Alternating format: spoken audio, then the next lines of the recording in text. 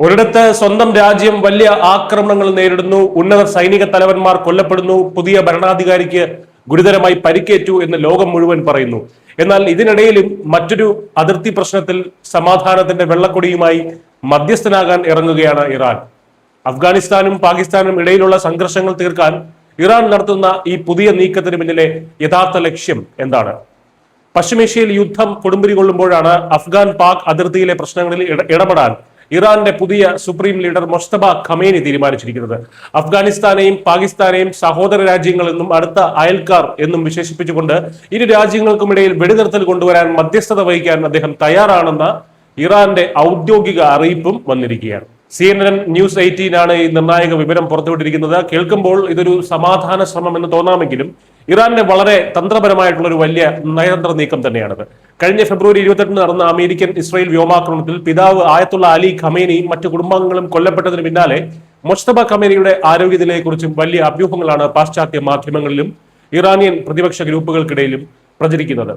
The sun, the guardian തുടങ്ങിയ മാധ്യമങ്ങളുടെ റിപ്പോർട്ടുകൾ പ്രകാരം ഈ ആക്രമണത്തിൽ മൊജ്തബയ്ക്ക് ഒരു കാല് നഷ്ടപ്പെടുകയും ആന്തരിക അവയവങ്ങൾക്ക് ഗുരുതരമായി പരിക്കേൽക്കുകയും ചെയ്തു. അദ്ദേഹം ഇപ്പോൾ കോമയിലാണെന്നും അടിയന്തര ശസ്ത്രക്രിയയ്ക്കായി രഹസ്യമായി മോസ്കോയിലേക്ക് മാറ്റിയെന്നുമൊക്കെയാണ് സ്ഥിരീകരിക്കാത്ത വിവരങ്ങൾ. അമേരിക്കൻ പ്രസിഡന്റ് ഡൊണാൾഡ് ട്രംപും പ്രതിരോധ സെക്രട്ടറി പീറ്റ് ഹെക്സത്തും അദ്ദേഹത്തിന്റെ ഭരണശേഷിയെ പരസ്യമായി ചോദ്യം ചെയ്തിരുന്നു.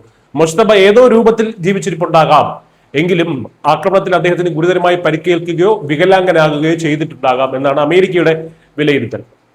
ഈ വാർത്തകളെ പ്രതിരോധിക്കാൻ ഇറാൻ കണ്ടെത്തിയ ഏറ്റവും വലിയ ആയുധമാണ് ഇപ്പോൾ ഉള്ള ഈ മധ്യസ്ഥ ശ്രമം. തങ്ങളുടെ പരമോന്നത നേതാവ് ഇപ്പോഴും ശക്തനാണെന്നും ഭരണകാര്യങ്ങളിൽ സജീവമായി ഇടപെടുന്നുണ്ടെന്നും ലോകത്തിന് മുന്നിൽ കാണിക്കാനാണ് ഇറാൻ ഈ നീക്കത്തിലൂടെ ലക്ഷ്യമിടുന്നത്. സ്വന്തം മുറ്റത്തെ തീ അണയ്ക്കാൻ പാടുപെടുമ്പോൾ അയൽക്കാരന്റെ പ്രശ്നം തീർക്കാൻ പോകുന്നതിലെ ആ പഴയ രാഷ്ട്രീയ നാടകം ഇവിടെ വളരെ വ്യക്തമാണ്. രാഷ്ട്രീയ നാടകങ്ങൾക്കപ്പുറം കൃത്യമായ സുരക്ഷാ കാരണങ്ങളും ഈ നീക്കത്തിന് പിന്നിലുണ്ട്. പാകിസ്ഥാനും അഫ്ഗാനിസ്ഥാനും തമ്മിലുള്ള പ്രശ്നങ്ങൾ രൂക്ഷമായാൽ അത് ഇറാന്റെ കിഴക്കൻ അതിർത്തിയായ സിസ്താൻ ബലൂചിസ്ഥാൻ മേഖലയെ സാരമായി ബാധിക്കും.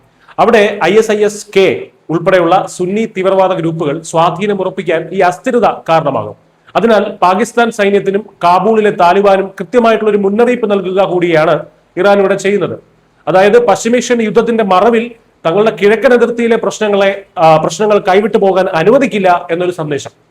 ചുരുക്കത്തിൽ ലോകരാജ്യങ്ങളുടെ ഉപരോധങ്ങളും ഒറ്റപ്പെടലും ഒപ്പം അമേരിക്കയുടെയും ഇസ്രായേലിന്റെയും നിരന്തര ആക്രമണങ്ങളും നേരിടുന്ന ഇറാൻ തങ്ങൾ ഇപ്പോഴും ഈ മേഖലയിലെ ഒരു പ്രധാന ശക്തി തന്നെയാണ് തെളിയിക്കാനാണ് ശ്രമിക്കുന്നത്.